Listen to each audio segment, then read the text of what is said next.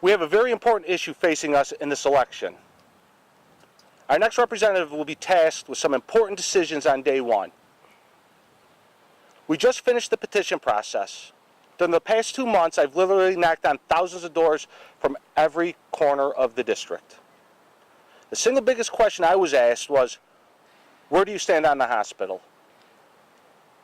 My response has always been and always will be, it doesn't really matter where I stand. Where do you, the taxpayer, stand? What do you want in your community? This isn't about me. I'm a speaker for you. The overwhelming majority say they want a new facility, but they don't want it downtown. They don't want to absorb the outrageous tax hike we're going to have.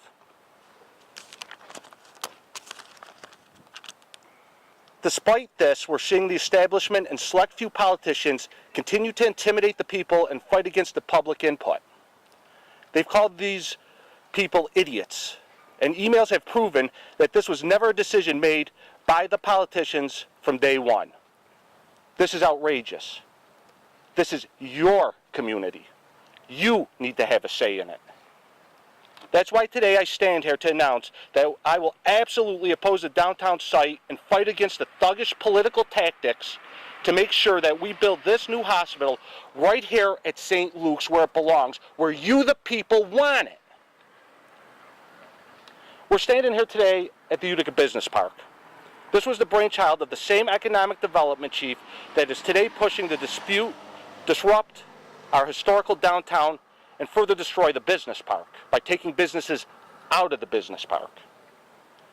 As you can see, we have developed state-of-the-art office buildings here that today sit empty for sale or lease. This is a travesty. We have the infrastructure in the right place here to build on what we already have.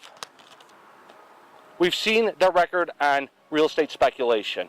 We don't need to look any further than the Nano Center. Keep in mind, this was the original site selected and is still considered the backup site. This means it can and will be built here when I'm elected in November. And again, I'm the only candidate that is taking a stand on this issue. They say there's not enough room for staging. Then we have to ask ourselves an important question. How do we build high-rises in Manhattan? How did we rebuild on the Trade Center site if there's no staging?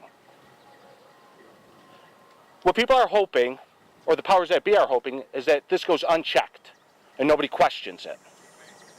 I could list and refute each and every stale argument that they make, but we'd be here all day if I did that. I have to tip my hat to two gentlemen that have fought hard, Mr. Jim Brock and Brett Truitt, for their hard work in doing just that. They've done everything they can to tarnish these fine businessmen's names, yet they stand tall. I'd love to compare their track record of creating jobs to that of these fine entrepreneurs. Or how about the Corrigan family, or Joe Serini, and the countless other businesses that have stuck with Utica through thick and thin. I will not stand idly by as this mess continues. This is not America. We don't say, come, make yourself successful, build a business, but we don't like the way the block looks, so we're going to take it from you. That's not America. Dwight Eisenhower once said, if you want to make enemies, try to change something.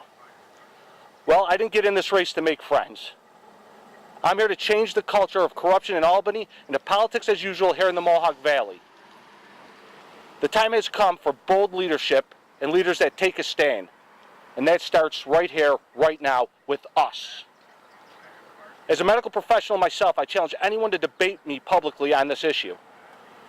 I've spoken to doctors, nurses, residents, and even economic development professionals. They all say that this weren't such a serious issue, it would be laughable. Well, I don't think any of us should be laughing. This is health care. Again, I stand here today to announce that I will fight on day one to fix the travesty. I want to thank everybody for coming. I look forward to speaking with all of you after we win this election.